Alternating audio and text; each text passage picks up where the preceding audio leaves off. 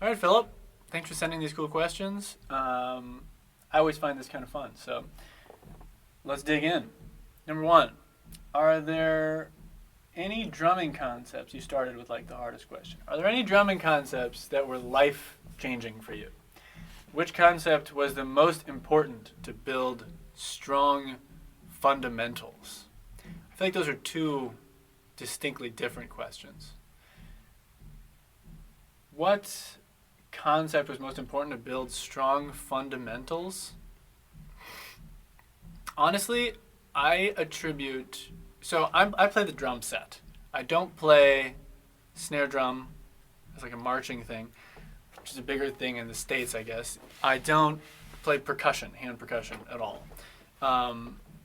So for me, I think this isn't like a lesson or a specific pattern. I don't think one rudiment or like groove really opens up a particular door that's special for anyone. For me, I think the concept that was most important for me developing fundamentals on the drum set was to always be thinking about the drum set, right? So as obvious as that sounds, I find a lot of students, especially in the beginning, working on pad stuff that doesn't translate at all, or working on even rudiments that really are a waste of time. Like however many there are, 40 standard American rudiments, I would cross out like at least half of those because you're just never going to use like a Radama or a rough diddle, or I don't even know what they are, but I just remember there being a lot of really dumb ones on there. So for me, it all had to come back to the drum set. So if I was going to practice anything, if I was going to be confined to a pad, I was practicing on the pad as if it was a drum set. And as far as like bigger concepts go, the most important sort of realization, I guess, it was never a moment of realization. If I looked back, this is sort of like how I eventually started thinking about the drums. But it has to all be about, for me, creativity. And all that doesn't mean like some heady sort of artsy expressive thing. That just means having options and being able to move between them really easily. So the concept of freedom was like the biggest thing for me. And this has like, my own teaching has really been developing lately. And I feel like I'm finally really like getting closer and closer. I feel very confident about where my teaching is at because I've sort of identified like the steps one should take toward freedom from the beginning, right? One being like kick drum freedom. Can your kick drum play rhythms? 2 being ghost notes. 3 being alternate backbeats. So not always 2 and 4 necessarily, but like a ka-ka or like a ka-ka or doom-ka, doom-ka, doom-ka, ka. So different placements for backbeats, hi-hat barks. And suddenly you realize like, okay, I've got all these options now. So the process is always like one of asking questions. What could I do next, right? I'm stuck in this box. What could I do next? Could I open a hi-hat? Where could I open a hi-hat? I could open a hi-hat anywhere on the grid. Some of them might make more sense in another place. But this was like the biggest concept. And it's so big that this might be annoyingly vague. But it's essentially like, it's the concept of developing options intentionally. Because that's your vocabulary. It's so analogous with speaking. So it's like, that's your vocabulary. The more you've got in there, the more you can express yourself with. So that was like the biggest thing that developed in my playing over time. There was no moment, there was no specific teacher. This is just how I started thinking about drums after some years of learning songs, Maroon 5 songs, and Blink-182 songs, and stuff like that. So that's the biggest thing. The other thing, if you're talking about life-changing, this came to me only in recent years. And I would call it life-changing. And it sort of recolors my entire past if I look back on it. It also recolors how I teach and how I think about drumming in general. It's this idea that I call rhythmic vocabulary. And essentially, the basic idea is that like the way that improvisation works. Because again, all I really care about is improvisation and writing unique and cool stuff. So improvisation rhythmic vocabulary. That's the stuff that you can, the rhythms you could sing for me or imagine hearing with no effort. You don't have to think about them. So this is your comfort zone. Now, I like to think of it like up here, you're creating a rhythmic melody out of your rhythmic vocabulary. And that melody, then you beam it down to the drum set. And you could beam it down following whatever rules you want. And you'll find that the same melodies, you use the same melodies for your whole life on the drums. There's not that many pieces of the puzzle.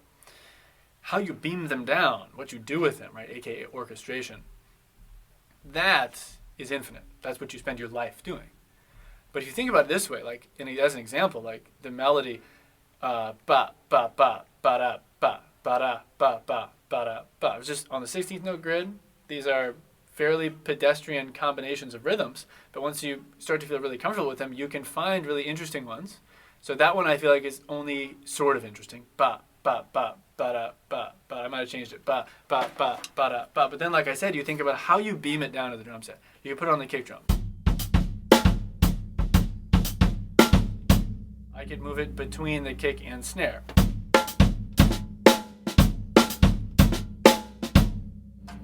I could completely leave, or I could say no more hi-hat timekeeping.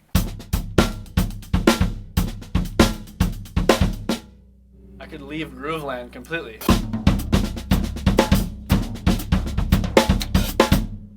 Right, so the crazy thing is, the same thing is happening up here. I've realized in my head, as I'm playing, I'm just thinking of this ongoing sort of like either monotone or dual tone, low-high rhythm, melody, rhythmic melody.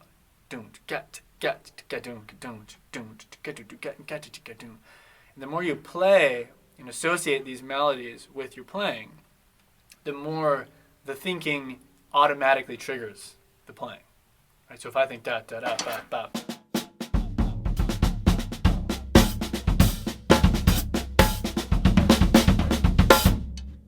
Right, so I'm still just going da da ba ba da da ba ba ba da da da. Right, so this single melody up here is being beamed down, and it's so connected at this point. I've been drumming for like 2 decades now, so it's so connected at this point that they sort of have this reciprocal feedback loop relationship. But mainly, I'm thinking melodies need to happen, right? So the point I'm getting at is that I realized one day most of my students' biggest problem was actually up here. It was that they couldn't even think of rhythmic melodies, let alone orchestrate them in an interesting way. So if you think about someone who is just learning an exact transcription of a song or an exact exercise, and then they go to the next exercise, at no point were they doing rhythmic creation, right? Which is the absolute starting place of improvisation. So, or I should say, there's ways to improvise on your way there, but that's sort of like our goal, our arrival point. It has to come from in here at the end of the day. There's exercises you can do with stuff on paper to move them around and begin improvising. But it has to come from up here. It has to come from that layer. So if you can't do that, you've got a major block at the very beginning of what needs to be like the flow. So I've started working on several ways to just expand students' rhythmic vocabulary, which again, we're talking about the 16th note grid, really sort of like normal rhythms, but they're like most of us don't have much control over them.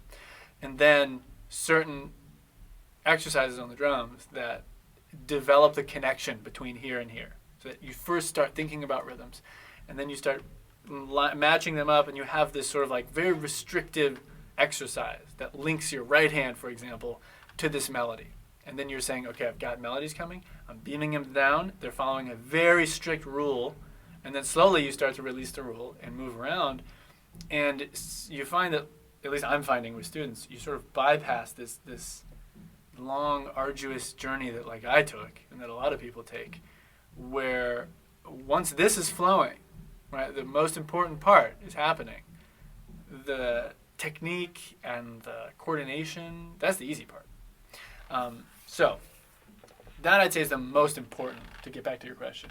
Life-changing. I would call that life-changing. The way I view drums, that flipped the whole thing around. So rhythmic vocabulary. generating rhythms, generating melodies, and then being able to apply them to the drum set in any way you want. That's the story of drumming, essentially. Cool. Number 2, how would you describe your parts creating process? So this is really most relevant if I think about my band, Childish Japes, and we write collaboratively. So I'm trying to create parts that are a lot. And it's a mix of, we try to kind of straddle the line of interesting and unique, but not like annoyingly technical or complex or like music nerdy. You know what I mean? Like, I love Snarky Puppy, but they might be like a step too far music nerdy. Right? We're trying to be a little bit before that. So that's interesting because a lot of times what I'm trying to do is sometimes what I'm trying to do is bring things I'm doing in the practice room, things I think are cool, things I might be working on, into a song, because I think it's fun to do that, and it makes practice meaningful, right? If I've been spending 6 months working on this thing, and it never is placed anywhere, it's still worth the time. It's still just the joy of practicing is enough, but it's an extra reward if it ends up somewhere. You're like, yes, it's recorded forever. Look what I did. That's part of my drumming in the public domain now. So sometimes it comes from stuff I'm doing in the practice room, but a lot of times not so much. A lot of times I'm just trying to make unique grooves, and that's like super general. But I'll be here in my practice room. I was just doing this like an hour ago, just practicing, and I like, for example, sat down today and just sort of like started playing on the floor tom.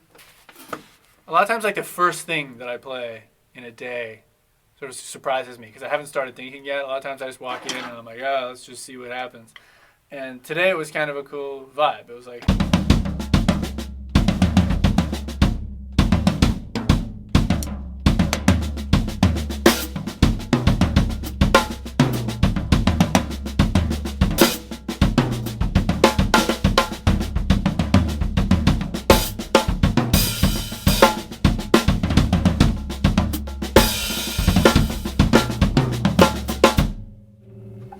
Right, so like that's kind of where I stumbled into, and as I've taught more, I've started to like, I guess, what's the word I'm looking for? Like, identify the things that sort of make unique grooves. I try to kind of steer away from over-intellectualizing things because it kind of like kills the magic of things. But if I think about the types of parts I'm generally trying to create, they generally have a longer phrase a lot of the time. So one of the easiest steps any drummer could take today is to start thinking in 2-bar phrases instead of 1-bar phrases. And that doesn't actually mean think of a really long melody that has nothing to do with itself. A lot of the times it's like these melodies are the same, but you change something in the middle. So one of the most common melodies that I'm pretty much always playing is like a doom cat, doom cat, doom cat, doom cat. So play the exact same rhythm, and then in the middle, put an anticipation instead of hitting 1. Just don't play 1 in the middle. Okay, so.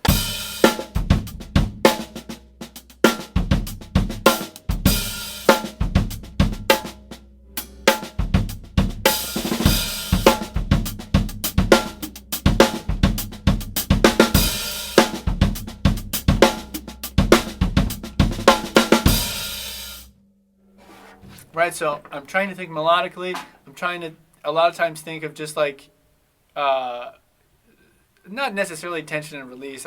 That's not consciously going on in my head, but this sort of like play between like activity and less activity, space and where there's not space. And I like to think of like a spotlight that's sort of like, what's the focus? What's the audience listening to, right? So if I go doom to doom to doom to doom to doom to doom to here, they're listening to the kick drum, they're listening to this.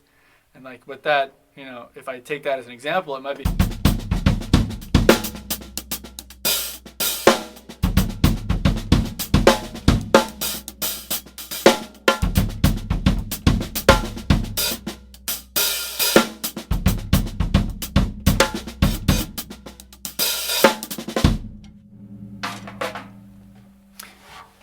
So that's kind of it. And I mean, I've been in like writing parts. We think my band thinks in like grooves essentially. So I'm generally just trying to think of cool grooves. There's one the other day that I thought was kind of cool. Let me think of how we got there.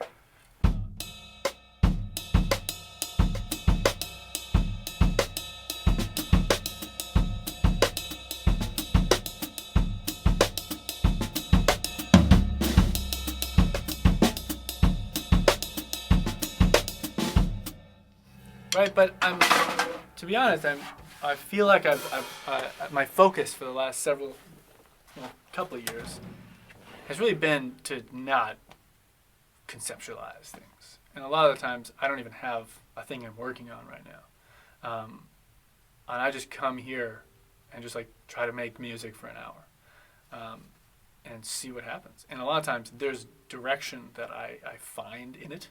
And a lot of times, sure, like there are several days or there's a couple weeks where I'm kind of working on something specific.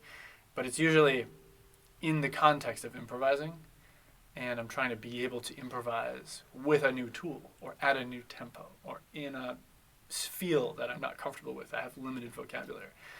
So almost all my practice now is just kind of me improvising, following my nose where it goes. So I don't have like a technique for writing parts. But like I said, trying to think melodically, trying to do things that are a little unique, right? So maybe flipping a backbeat that's not necessarily on 2 and 4 all the time. Maybe it's an anticipation. These little things, like different hi-hat patterns, different dynamic choices, different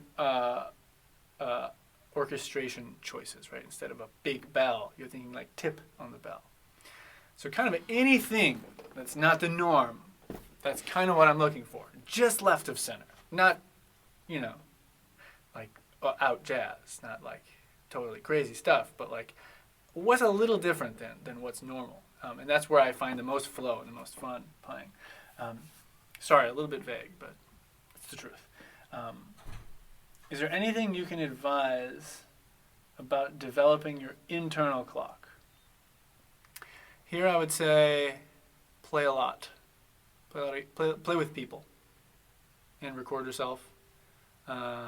And listen back.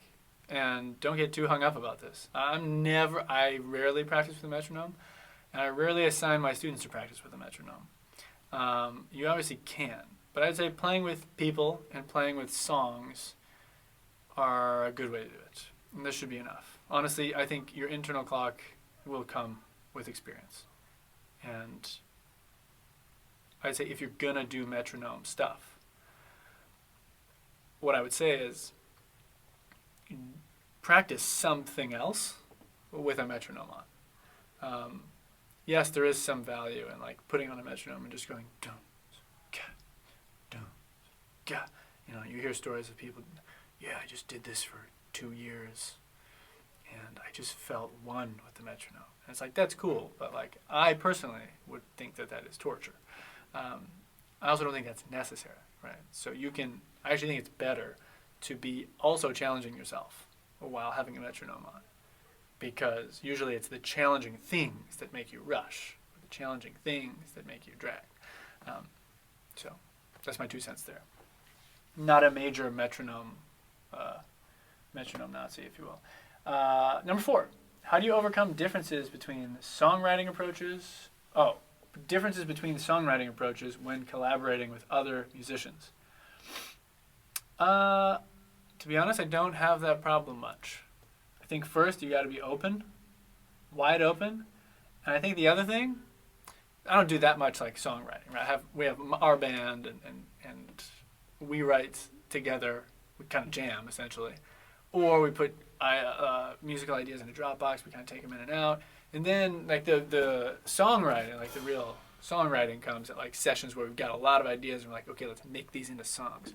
Or when we sit down with a vocalist that we're featuring, we write a song together. Usually they've provided a starting place. But I think the biggest things with songwriting, I think when you have everyone has a different songwriting method. I don't have much of a method because I'm like really sort of limited to the drums as far as my abilities, and I'm comfortable saying that.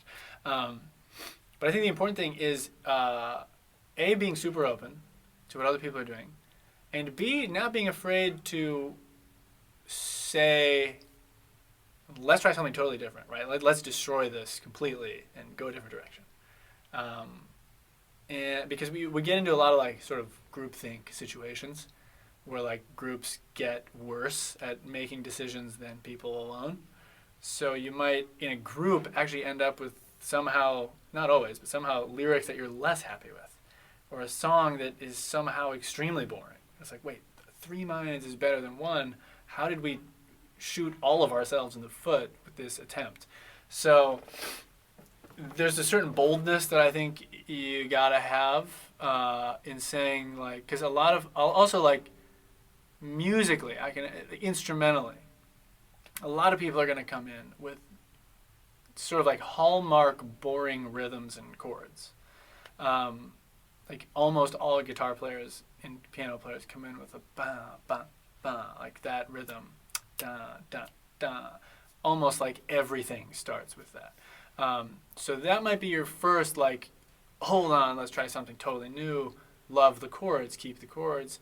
Let me throw a rhythm at you, right, and make it unique. So this is where you come in from your practice, and you've got unique grooves, right? Maybe they're even recorded on your phone.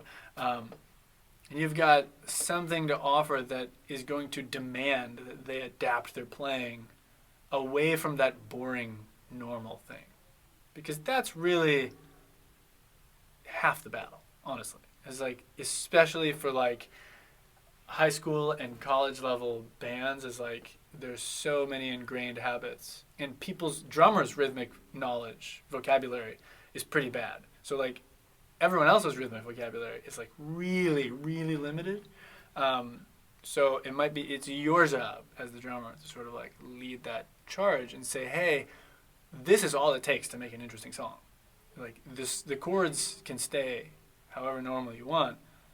Let's find something interesting to do rhythmically. Or let's extend the phrase twice as long. Or let's divide the rhythm up high and low and sort of displace it like you do with the kick and snare. You know, we've had songs where we say, okay, the guitar matches the hi-hat rhythm. The bass plays with the kick drum. So you sort of split yourself between the two, and it creates a sort of cohesiveness. It also creates interesting parts. I mean, that's really the battle, as far as I'm concerned. With music I play, it's like, that's the battle. Interesting stuff, which means you got to identify first what is extremely not interesting, which is just the stuff that you hear constantly. So yeah, those are the things to be looking out for, I think, songwriting-wise. Number 5. Some people say that an extreme amount of work or working under pressure can kill creativity. Many students feel like with the high amount of work at the college level, they lose quality and feel overwhelmed. What would you tell them? I tell them, you're right. It totally does suck. I feel that especially hard right now. I'm actually studying for a psychology degree in my spare time. And it's the same deal. I mean, I'm constantly trying to remind myself, both with the drums and with like other endeavors, trying to always reconnect with why you started doing it, right? So it's like, this is supposed to be fun. That's sort of my life motto, starting place always. Like, life is supposed to be fun. You only got one of them. So it's like, if it's not fun, something's wrong. And it might actually just be your own mindset. There is a way to do the same amount of stuff in a less stressed way, right? So this is way easier said than done. And I am by no means a master. But I do remember at some point realizing years ago, I'm going to do these next 3 tasks. Like, I know what needs to happen today, and I can do them. So I can do them stressed, or I can do them not stressed, right? And the result, the getting them done won't change. The result might be better if I'm not stressed.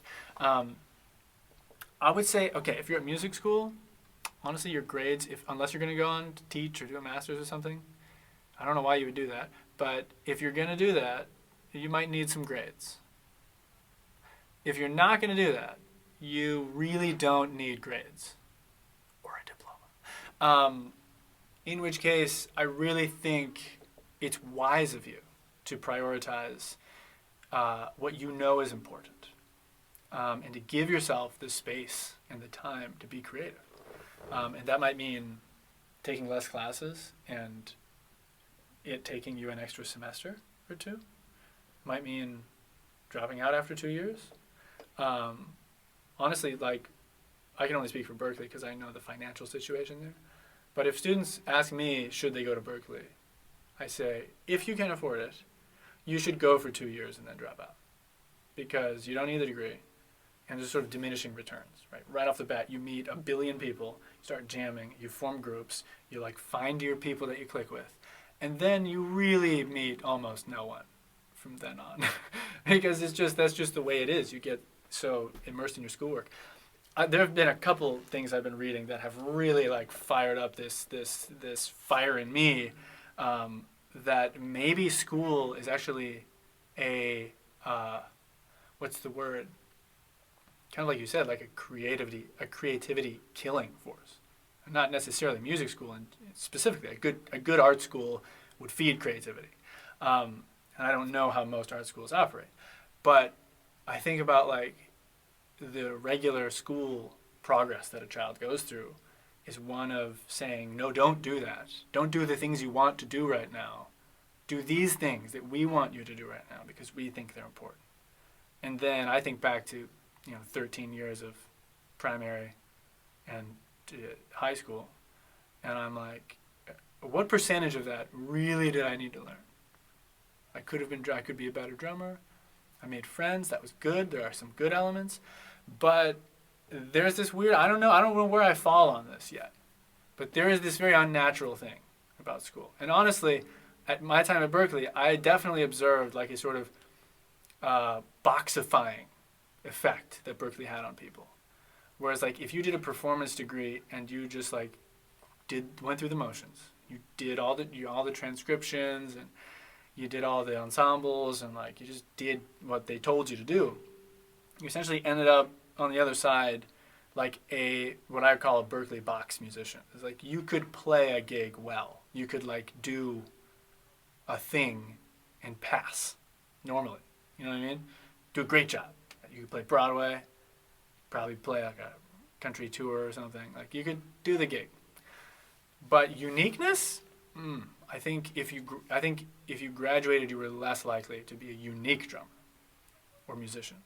That makes a lot of sense. I mean, I didn't have any plan about this. This was luck. I luckily didn't do a performance degree. I did like a mix and match sort of lazy man's degree, which gave me a lot more time to practice and learn other things that were not drumming. No one ever asked me to do a transcription. My teacher, my private lessons would show up and be like, hey, this is kind of cool, right? Well, we'd first talk for like 25 minutes about his daughter's basketball team. And then he'd be like, hey, this is cool, right? Okay, see you next week. And it was the greatest method of teaching for me. He didn't even ask me to work on anything. Like sometimes we'd write stuff down. But I was practicing enough. I just needed ideas. Just inject ideas into my time in the practice room, and I will make something of them if I think they're cool, right? If we align the idea and me, great things will happen because I had crazy drive at that point, and I had the time and the energy, which I no longer have, to do that. So for me, I'm so grateful that there wasn't like this overbearing force, this teacher that I happened upon that was saying like, you must learn this pointless transcription that you don't care about, and you must, blah, blah, blah, blah, blah. It's like, no, that can't be how it works.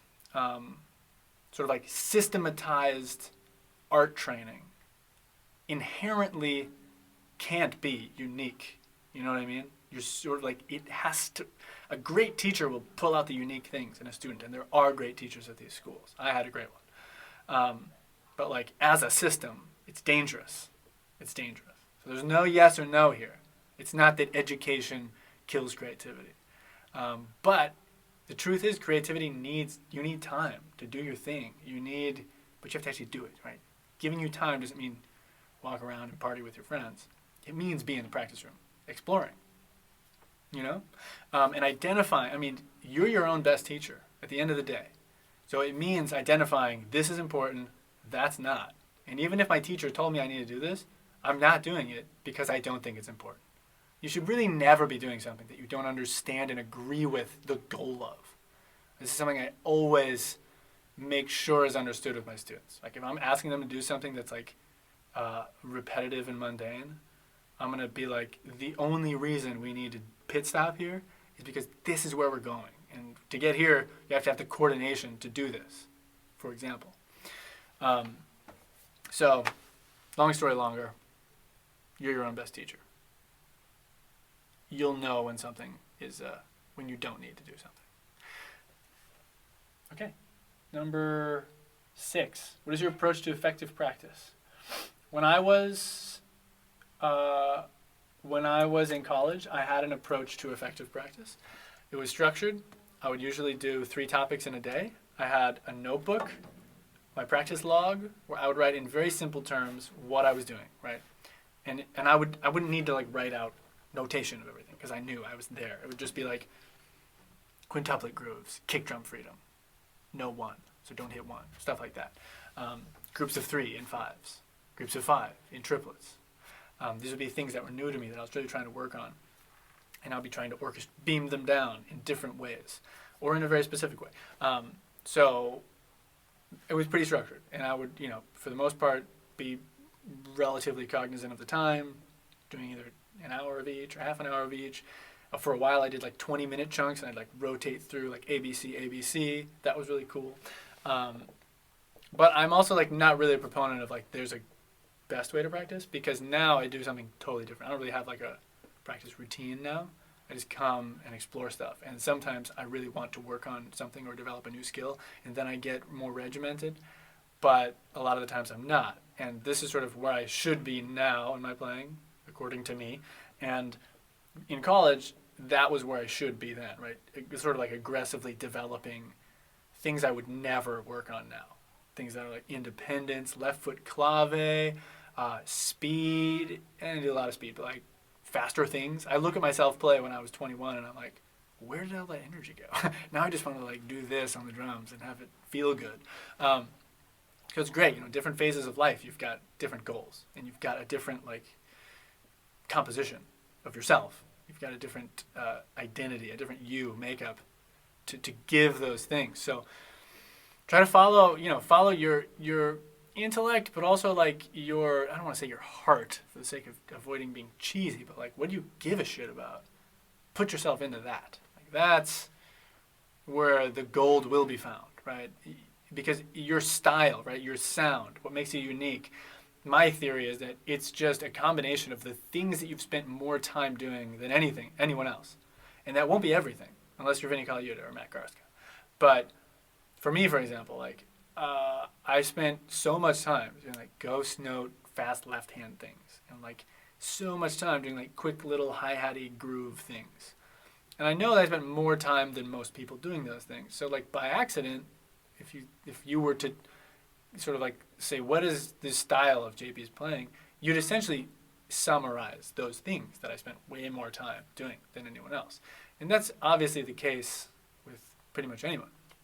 If independence was your obsession, that would be what people describe you're playing with. So you have to really care about the things. And ideally, you're not designing this like you're like, I want to become X, Y, Z. You're like, I think this is what excites me.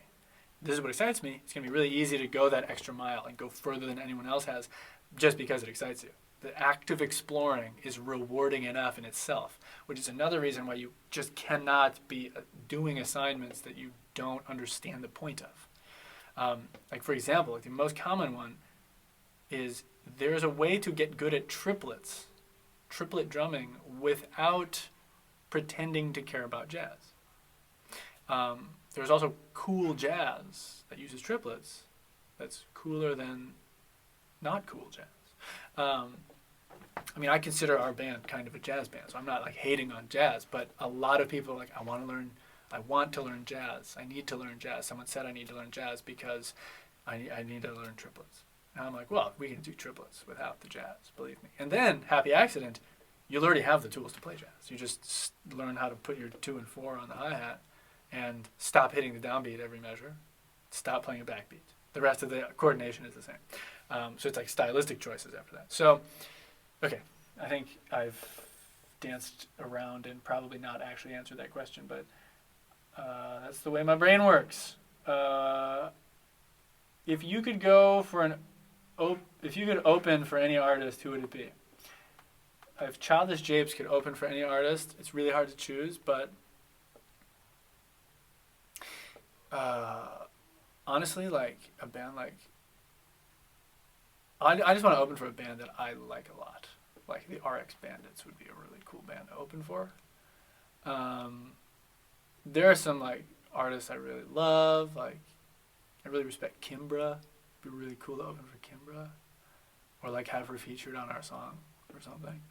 Like a Robert Glasper kind of like. I would love to open for like a real, like jazz guy, like a piano trio. That's kind of my jam.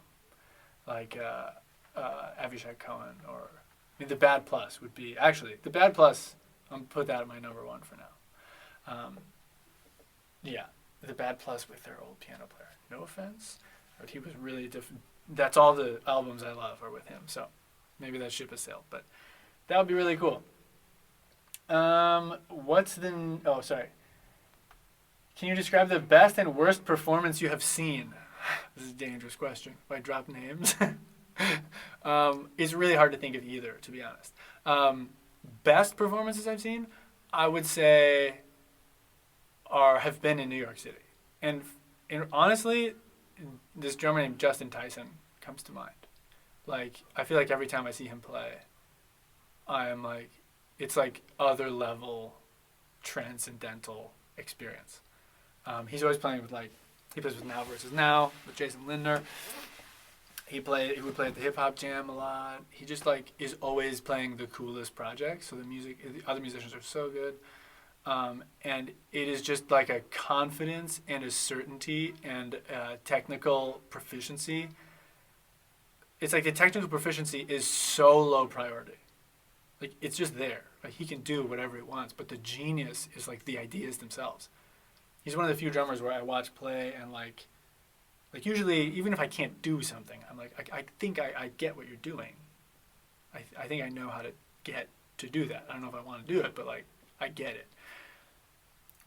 Justin's one of those players where I'm like I have literally no idea what just happened, but it was very cool. So a lot of New York, there's just like crazy music here. As far as big concerts go, honestly, the John Mayer concert was the best arena show I've seen recently. Like, I was like up in the nosebleeds, and it was just like pristine sound. So good, super underrated. He got so much hate while I was at Berkeley from guitar player people, but he is a legend, and he's a legend of our generation. And the guy can play the guitar, and he gets great musicians around him, and he writes amazing songs that just summarize little snippets of life that everyone is familiar with. And he's brilliant. So that was a really good concert I've seen recently. Bad concerts, I mean, I don't know if I want to go there. There's a lot of uninspiring concerts, but yeah, well, those don't really stick in my mind, honestly. I try to not go to those concerts. You usually know. Yeah. I feel like again there's like a uniqueness element that is like sort of awkward and torture when you're listening to like people who didn't think to ask, are we playing the most boring thing possible right now? Like the most common, the first reach for everyone, every instrument. That might be an indicator of yawns for me. Also, I remember some concerts where I observed actually great musicianship and no contour to the show or between songs. I remember there was like a Finnish or Swedish or something, like a synth rock band that was playing at pianos in New York City when I was there to see a band. And they were great, but like, wow, did I get bored fast. It was just, everyone was playing as loud as they could for the whole thing, and I was just begging for like someone to cut out for a section. Like if the bass player would have just laid out and chilled for like a verse, it would have changed the whole game. It would have opened up like just variety, tension and release. Variety is the spice of life, man. So that's a big no-no for me. It's like too much of this same thing. Yeah. Number 9. What is the next goal for me? Well, I feel like, as I kind of mentioned earlier, my teaching material has really coalesced into something I'm really proud of. It's really concrete. There's a lot of interconnection. It's really like a well thought out theory at this point, I think, which is just because I've been teaching for like a long time now and really trying to listen and trying to help students get there. And suddenly I realized a few months ago, writing down my ideas, planning for the website, and some other educational stuff I was doing, and I was like, oh my God, look how it all connects. It sort of dawned on me, these sort of mini theories I have. I saw the connection, and I was like, it's all based around X, Y, Z. So that was big for me, and I would like to materialize that in the form of my next version of my website. That's a big goal for me. I've designed the website. It's with my programmer. He just had his second kid. We're in the middle of coronavirus times. It's not making a lot of progress, needless to say. But we will get there. And I've tried to design that website to facilitate the delivery of this information. Because the website that I have now, April 2020. I love it, but there's no organizational tools. You just get dropped into a vat of 400 videos. So this next one's meant to show you how it works and explain how things connect and take you through the process. And I really think if I can do it right, I really think it can be a very unique addition to the online education drum world. Because I think there's drum education out there, but nothing nearly as sort of in-depth and connected. I want to make essentially a product that you could show up and just with the website alone become an excellent and creative drummer. So I'm not interested in teaching the Samba 101. I'm not interested in giving people transcriptions of songs. It's about creating creativity, teaching improvisation, which I have in the past year realized is absolutely possible. Right? I've had enough success with students with these exact sort of my pedagogical theory, if you will, to see that it works.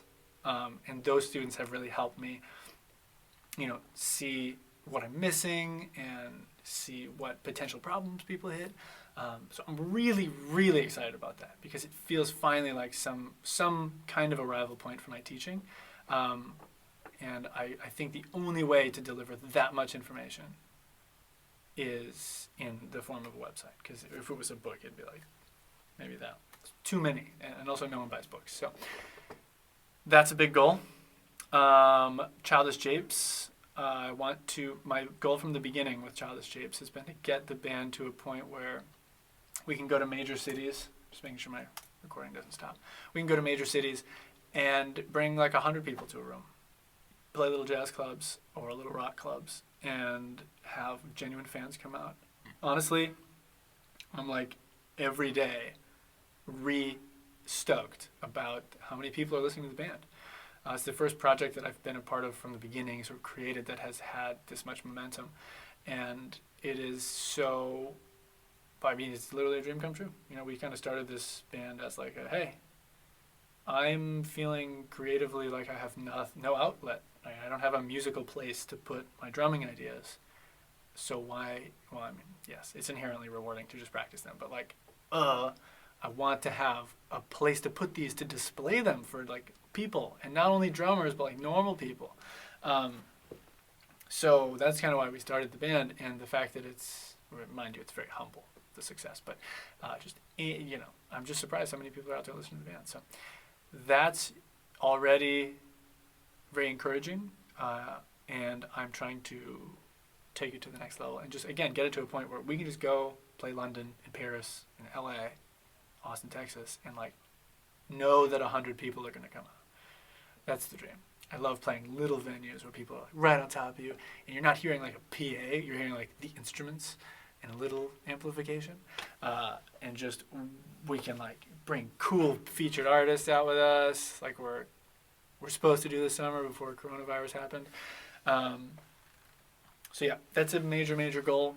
Those are the biggest ones. Those are the biggest things that I really care about. And it's cool to think back. You know, I left Berkeley in 2013, which is 7 years ago now. So I've sort of, if you count Berkeley, it's kind of been a decade of like doing music full on. And it feels right. Honestly, it feels like around 27 to 30, which is where I am. It feels like you've been in it long enough to become proficient at what you do and really like try enough stuff to like weed out the stuff you don't want to do, and sort of find your voice. I found around 27, I'm 29 now, around 27, I observed a lot of people around me, my peers and my friends. I felt like, wow, everyone's really got an identity now. Everyone has a foothold. Like everyone has spent enough time being themselves and exploring and refining their craft that like people are like emerging as like unique little unicorns of like, I'm like, wow, you guys are like, I remember looking at other people and being like, those people are so cool. Like they have such a like defined thing and it seems so natural. And then to try to like zoom out of your own life a little bit and look at your friends and be like, you guys are those people now. Like that's really cool. We're doing it. So that's been really cool around this time. So yes, it feels like it's been enough time. I've been traveling and teaching forever. I've been playing in tons of bands forever. Yeah, a good 7 years since school. A lot feels like settled in a way where I now want to, in a way that I didn't before, sort of like release or establish, create things that represent me. That's really a high priority right now. Yeah. Number 10. What is the best advice you have ever been given? If that's not a hard question, I don't know what is. I don't know if there is a best advice.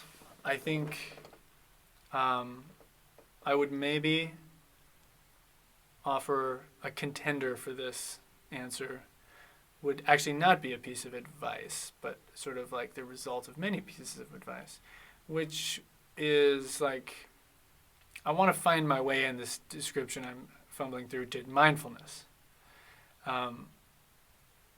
And I guess I kind of stumbled into the ideas of mindfulness and meditation, like very scattershot, randomly over years. So there isn't like there's like a book or like a guy or like a moment. Many moments in many books and YouTube videos and discussions with people. And I really think mindfulness is something I wish I knew earlier, I guess. Something that it's just so important. It's just, there's not a day that goes by where, now that I've sort of, mindfulness has been part of, I've had a practice of mindfulness, if you will, for long enough that there's seldom even hours that pass by where like, that's not built into my thought process, or not taking a moment to appreciate a view, or the feeling of the wind, like the sound of the drums, or like the feeling of playing drums. And I'm by no means particularly special, or what's the word I'm looking for? Like, I've not achieved anything particularly interesting with mindfulness or meditation. It's just the act of sort of doing it reprograms your brain in a way that's really special. And it also helps like really continually reframe your priorities in life of what is important and what is not, right? So it really helps you disconnect from like nonsense problems in your mind, right? Or just like see what matters and what doesn't. So I would say that would be, I would strongly encourage people to just, however they can, however they might find, explore what mindfulness is, right? I mean, I don't even know where to point you because I didn't really think about this beforehand, but like Sam Harris has a really great meditation app. He like explains a very sort of non-religious mindfulness meditation situation. You could read, there's so many books. I don't know. I can't even recommend one because I don't remember which one really mattered the most to me. But I'd say get into it because that's, life is like, drums are cool. I'm so stoked I play the drums. I'm so stoked I have a life where I can be creative all the time. Anytime I want, I can walk from my apartment over here and just turn everything off and play. And that's a really rare gift. And I would encourage you to strive for the maximum level of proficiency that you can, not because it's going to get you a cool job, to be honest. It might. I hope it does. But I know a lot of great drummers that have like very mediocre jobs. I would encourage you to strive for that proficiency, that mastery of your instrument, because it feels so good to just go do it, right? And that's where the mindfulness comes in, is like realizing how good it feels while you do it. And that's, I like to think that if gun to the head, someone was like, no one's ever going to hear you play drums again, are you going to quit? I'd be like, no, I'll keep coming and practicing. I might sell the other kit or something. But yeah, no, I'd like to think that if I wasn't going to perform ever again, I'd still practice because it's rewarding and it's such a unique feeling. There's just nothing else in life that I'm able to do personally where I have this level of mastery with. And I have a long way to go. Like by master, I mean like something can happen effortlessly that is pleasant to my ears. That is just the coolest feeling. And to sort of tune into that, which again is like what a lot of my practice is now, is just trying to listen to the music that's happening and sort of like direct. Sort of like, let's try this and maybe some more of this and da-da-da. That's a really beautiful place to get. And that's not really a piece of advice. I guess my piece of advice to you is like, figure out what mindfulness is. The Power of Now is another good book that I started with. Anyways, Philip, thanks for the great questions. This was fun. I always enjoy I was thinking about why I'm always so keen. Because I don't know you, but I assume you're a good guy. I assume kind of anyone that reaches out to me is just like, yeah, must be a good guy. But I like doing these because answering questions a lot of times is like the process of learning, right? I think you'd probably find the same as like conversations you've had with people. There are certain conversations where like you were either asked to or you were voluntarily, space was created for you to like think about your own life, think about something you do, right? So I haven't answered these specific questions before, so it's really exciting going into it to know like I'm going to learn something about myself now. And every moment, when I talk about pieces of advice that have stuck with me, on the Generation X tour with Steve Vai is a very spiritual guy and a wonderful man. And he's been sort of a mentor to me during this short period I've known him. And he said something I'll never forget, which is every moment you are teaching and learning. Every moment you are teaching and learning. And the way I understood this is that your subconscious doesn't turn off. Right? So everything I say right now, I am saying, producing, but I'm also hearing. Right? And everything you hear me say, whether you register it or not, is doing something to you. Right? So this is why, this is part of the reason I'm very against like technology and TV shows, and Netflix, and marketing and all that. It's doing something. You can't turn it off. So every moment that you're drumming, every moment that you're talking to someone, every moment that you're answering a question, right? I can't think about the formation of these individual words. I can only think of a general idea and like see what kind of comes out. And it's always a learning process, right? As I'm sort of, you could say, teaching, right? And he only means teaching in the sense that you're affecting people, whether you want to or not. And they're affecting you. And you're hearing your own voice, hearing your own drumming is teaching you what to do. So it's creating habits, it's breaking habits, it's creating tastes and preferences. Every time you listen to yourself or anyone else play the drums. This is just a very important idea. And it makes every moment matter. And it makes shallow, useless things seem even more shallow and useless. Because I don't want to be taught those things. I don't want to be taught what Instagram ads want to teach me. But if you're open to that sort of idea, it really makes every moment very important. Anyways, I could go on, and I must stop myself for your own sake. So, thanks for listening. If you made it this far, Philip, thanks again. Keep up the good work. I hope we meet in real life sometime. I've been to your college, back with Dave McKay back in 2014. And I really wanted to come again this summer. But again, the virus stuff. So